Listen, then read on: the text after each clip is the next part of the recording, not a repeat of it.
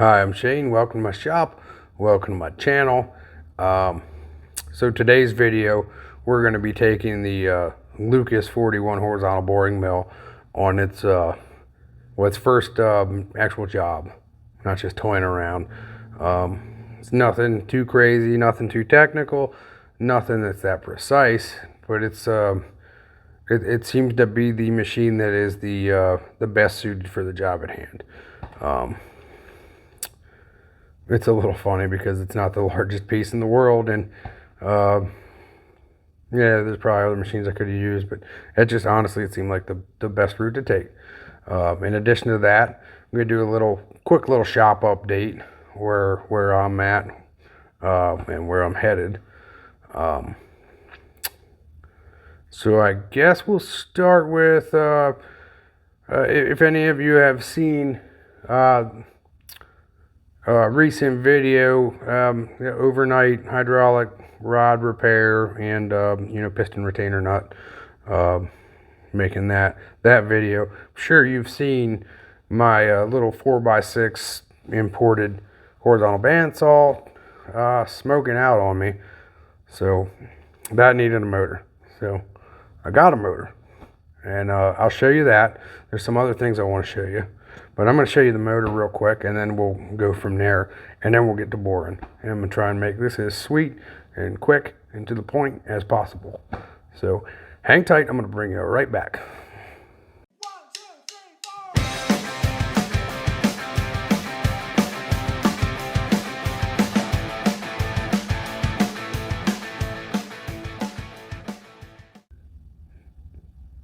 All right, so there's the motor. That should be an adequate replacement. But I guess it's, well, hell, I guess it's hooked on this Johnson J model saw. I guess I may as well clean that up and use it. Yeah, seriously, that's the plan. That saw was a little too small. This saw needs a little bit of work, but these are freaking nice saws. In my opinion, they're nice aesthetically. They look nice. It'll look nice cleaned up, and it'll work really fantastically for what I need. I think it'll cut 10-inch round. I think it's a class 10 by 18, so I think that'll work just fine for me. But wait, there's more. I guess I took a page out of Adam from Small Town Machine Shop's book. If you don't watch him, you should, because he has some pretty cool stuff going on. And I've just been bringing tools in. So recently acquired a new Sun and Hone. It's a little bit nicer than my old one. It has the cast iron base, the integrated pedal, the coolant pump, the coveted rod checker has that. It's a pretty nice model. It needs cleaned up, but it's pretty nice. And it came with all of these mandrels, all of these little truing. I don't know what you actually call them. All these arbors or mandrels, all kinds of new stones. Unfortunately, these are the AN 300.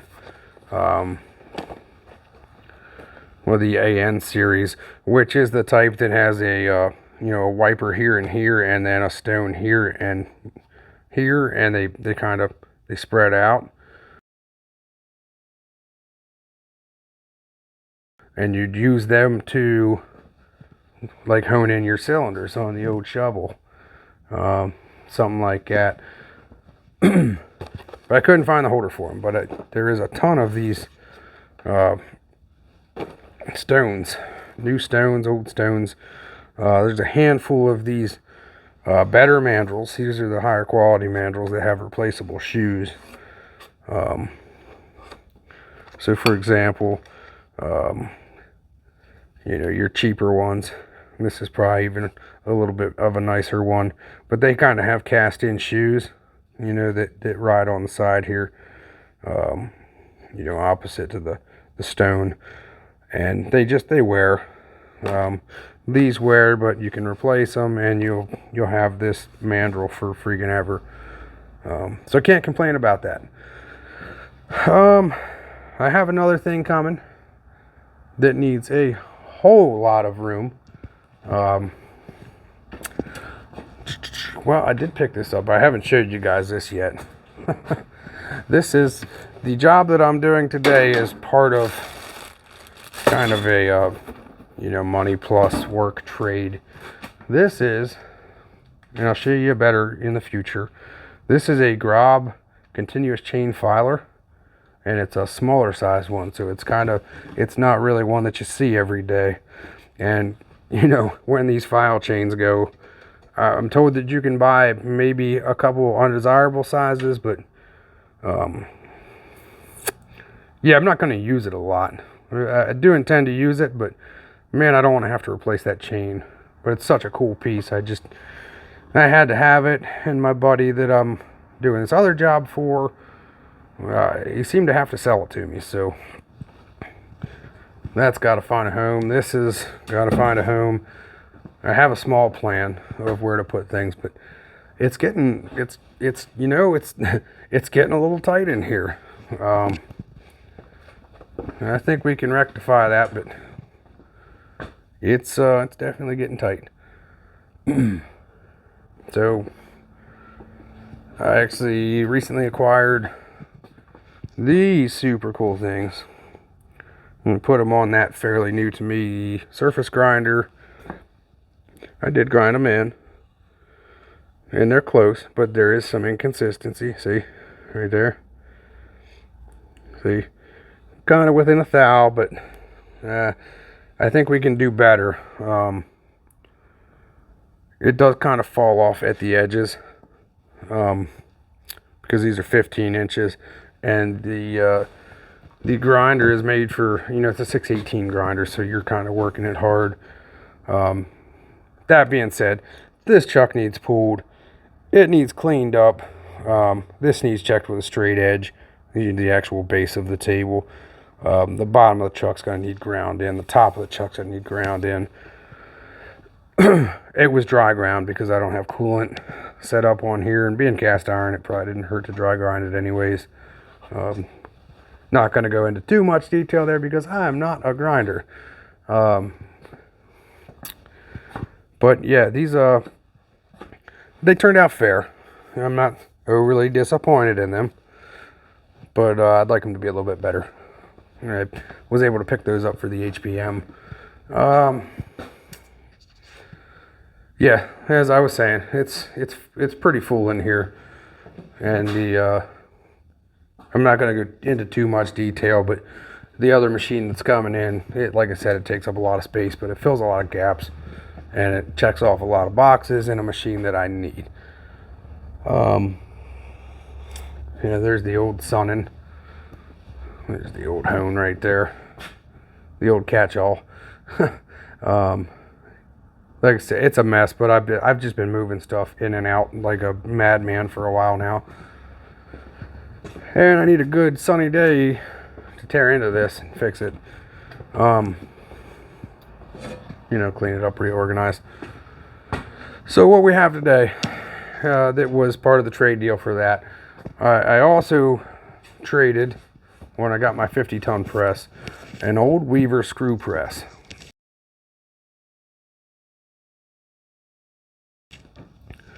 Now, I don't know if you can see how egg-shaped that is.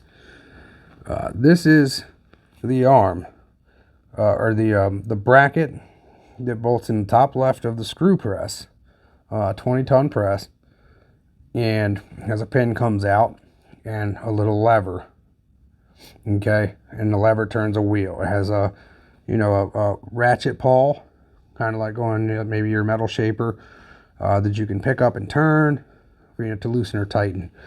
Really cool press. I hated to get rid of it, but this needs a little bit of work. And I need a little bit of room, so it seemed like the logical thing to do. So what we're going to do today, and I'll tell you how I got it indicated in, sorry about my finger there.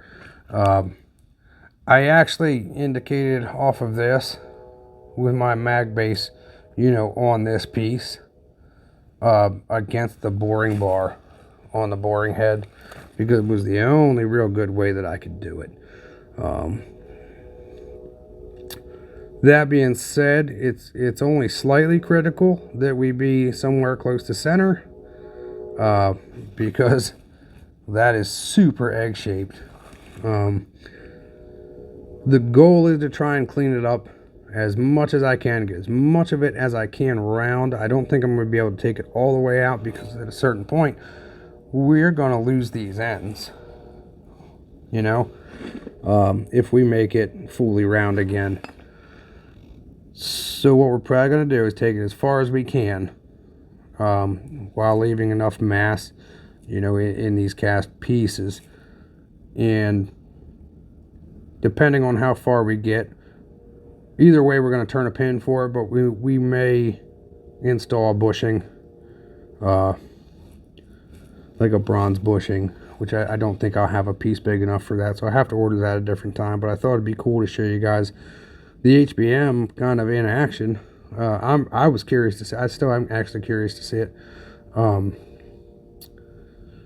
just haven't had a lot of time to do it. So I guess I'll get you set up on the tripod and we'll see what happens here. See how she works out. So hang tight and I will bring you back. Okay. All right, so I got you set up here kind of facing the boring mill, you know, the where the action's happening. You can see my setup. I have some of these adjustable blocks with some Armstrong clamps and some you know, large T-bolts. It's fairly rigid. It is sitting on some cast iron setup blocks. It was a serious pain in the butt to get that thing lined up, because it just kept wanting to twist. The closest I could get it was within 6 thou, and honestly I think that's going to be good enough for this job. So I'm going to get you fired up here. But before I forget, check this out. That's Tom sent me that from Hilltop Machine Works, and I thought that was really awesome. So Tom, thanks. I'm going to find a home for this. I'm not sure where yet, but maybe on the Johnson saw, I don't know. But thank you, sir. Okay, so we're going to get fired up here and see how she runs.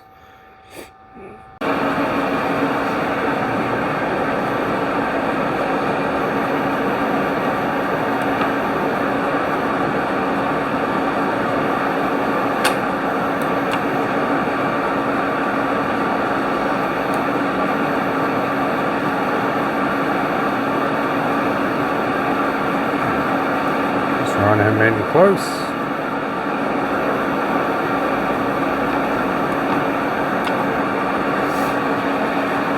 That is a pretty long boring bar, but we're just taking light passes, cast iron, moving nice and slow. I think it'll be fine. I guess we're going to find out. You get it close, I mean, you could run a reamer through it. Could run it on a Sonnenhone if you had one, I guess.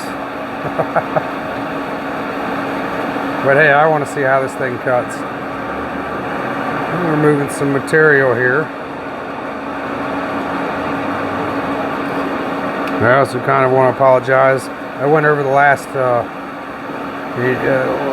two video segments, and it might have made you feel a little seasick. So rest assured, I got you set up on a tripod, and I think we're going to be okay. Well, we're currently running at 77 RPM at 2,000s per rev. I could run a little faster, but I just kind of going to take it easy, see how it reacts. Like I said, that's a lot of stick out on that boring bar, and I don't want to take it too crazy. But I'm super stoked to be getting some use out of this machine. boring bar is long enough to do the entire bore, but it is not long enough to get the little stub piece on the end where the stops are. I'll show you what I'm talking about then after we're through here.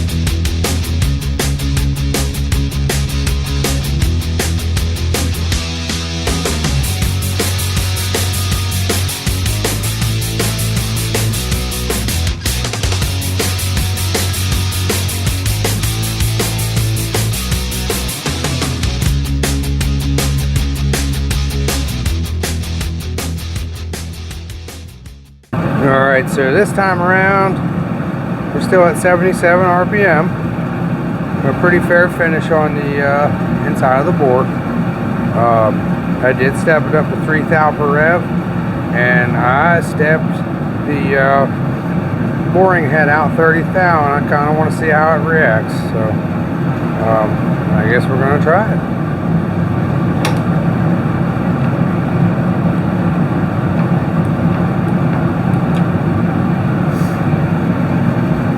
I actually put this mic a little closer to the work here, so maybe you can hear the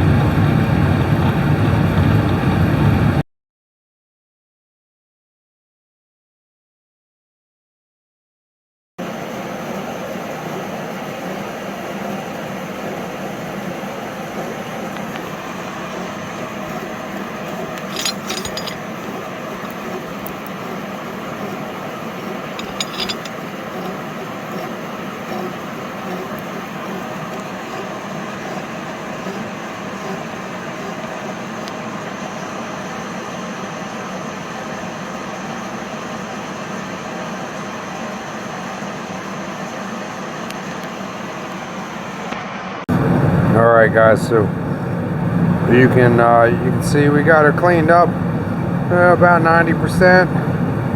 I pulled back. I flipped my carbide so I had a nice fresh end. I took an additional 5 thou off. I sped my RPM up and I slowed the feed rate back down to 2 thousandths per rev. and we're going to see if we can finish it out halfway decent here. I don't know if you can see or not. It's putting a pretty good finish on. Probably do a little bit better, but we still have plenty of meat left. You know, most of the just reach in front of you here. Most of your support is in this area here. You know, here.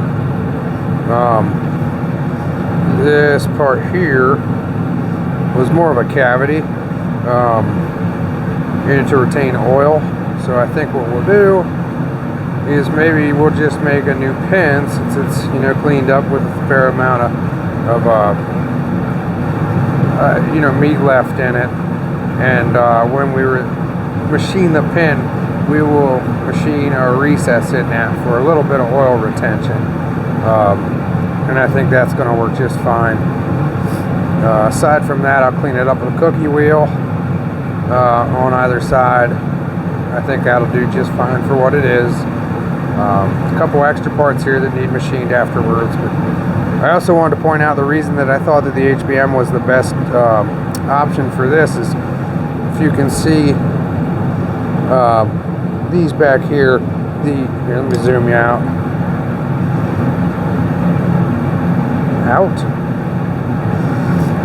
Okay. You can see that this mounting base back here is actually not parallel to this bore. So it's actually, you know, probably 10 or so degrees out from being parallel with that.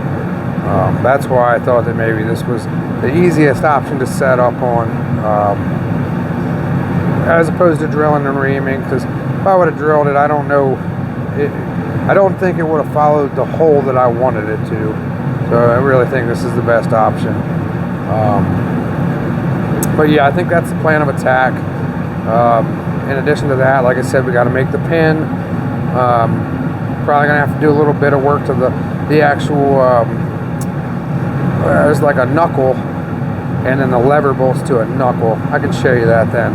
But figured I'd show you what I hope to be the finish pass here, and I will bring you in when the finish pass is done.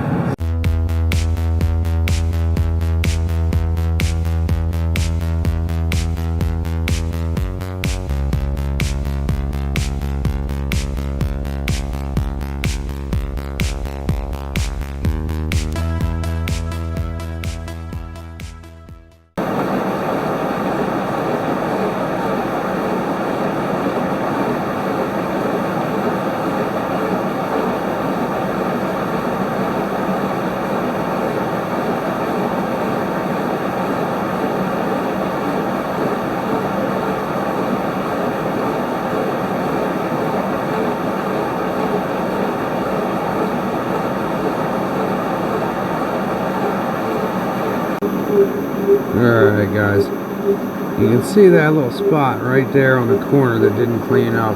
The rest is all cleaned up, and I'm hoping that this finish pass takes care of it. It actually looks kind of bad on the screen, but in person it's really not that bad. It doesn't look like that much. So I'm hoping this does it. If not, I'll run another finish pass, I guess. I you know, I want to take as minimal material as I can off, so we still have some structural integrity to the part, because the part does have a pretty heavy job to do at times. Again, I think we got enough meat left on it that we'll be fine. I hope we do. I guess we'll find out. I thought I'd bring you in and let you watch the nice, slow process of finishing out this pass. You can see the trail, I think, behind the cutter. You can kind of see on the camera. It's leaving a fairly nice finish, and it's cutting down. And you see the shiny spot there. Like I said, the rest of the bore is cleaned up like really nice, so May actually measure it out and call it quits after this. Then I'll bring it back and show you the other stuff I got to do. But I think this video is going to end on just, you know, getting to utilize the HBM, getting to utilize the Lucas, and thought I'd share that with you. Definitely looks like it's cleaning up nice though. Yeah, you can see the nice shine behind the cutter.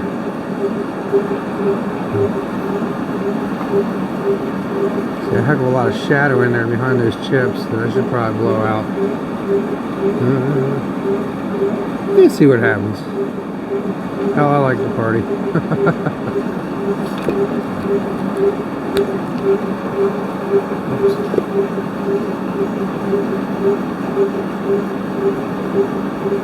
It looks really nice behind that. I can get you a good view in there. I don't know if I can or not.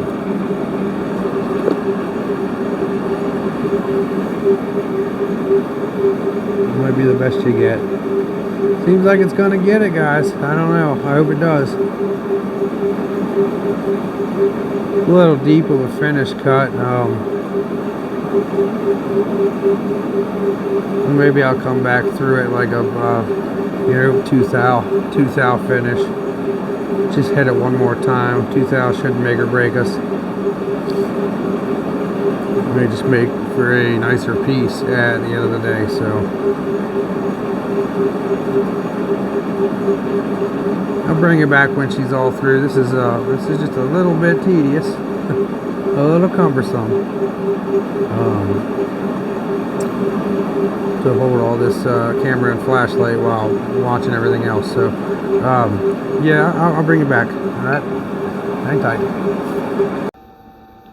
Yeah, hopefully you guys can see in there. We got her relatively round, cleaned up again. I'll get you on the other side here.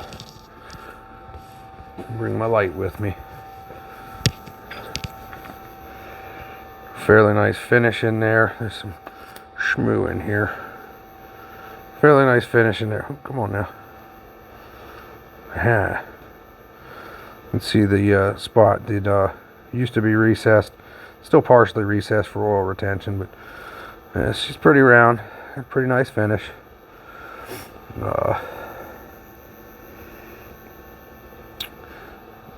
So from here, this part was not as critical. Really, I just need to get it back round again. From here on out, I'll have to measure that, and I will have to make the pin and everything accordingly. I was going to put a bushing in it. I think we have enough meat there that we don't really need the bushing. I don't think we have enough meat there to actually install bushing and have a worthwhile pin. Aside from that, you know, this piece is going to need a little cleanup. I did clean up the stops, you know, here and here a little bit. So probably just step this because this isn't wore. This is fairly round. Okay. Yeah, that's fairly round yet. The bore. There you go. So I'll probably just step it. I'll step it from here to here, and then this will only go on so far, and I'll be able to pin it. And I will recess, like I said, the center of the pin that would go in here for oil retention. There's an oiler on, you know, what is the top side of this bracket, so that can be oiled. Probably leave 2 or 3 thou clearance, you know, enough that it's tight, but enough to get a little bit of lubrication in. After that, so this is the arm. The bolt's on here. This is the completely ruined bolt. I don't know if this was factory or if this was added.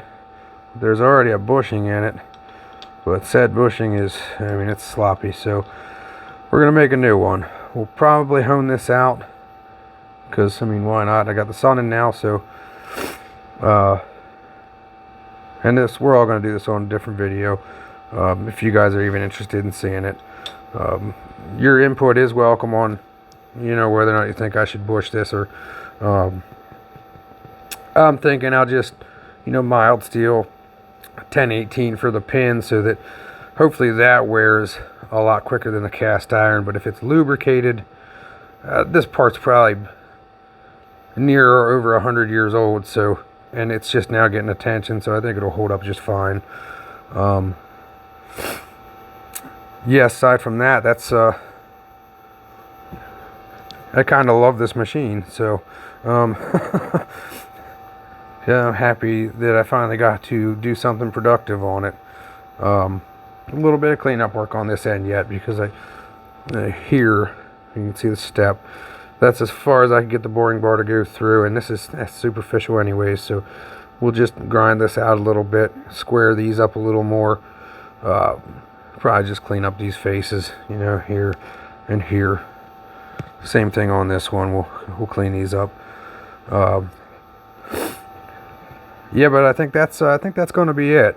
I wanted to say thanks for watching. Thanks for subscribing. If you didn't, go ahead and do it. Check out my other videos. If you've been a subscriber and you stuck with me, I appreciate it. I appreciate the support from everybody. And I welcome your comments and advice. So, because at the end of the day, I'm still learning. We're all still learning. So, yeah, that's very much appreciated.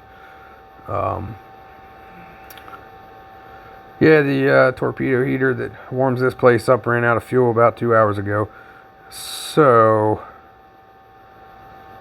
and I guess if I didn't keep filling this place up with machines, it'd be a heck of a lot easier to re-insulate the ceiling, as all the cotton candy insulation fell off the roof, and I'm working on getting foam up there now. But yeah, I'm not making it easy on myself here with bringing all these machines in. It's hard to get a ladder over a boring mill, But anyway, yeah, thanks for stopping in, and like I said, I appreciate the support, and I will see you all on the next one.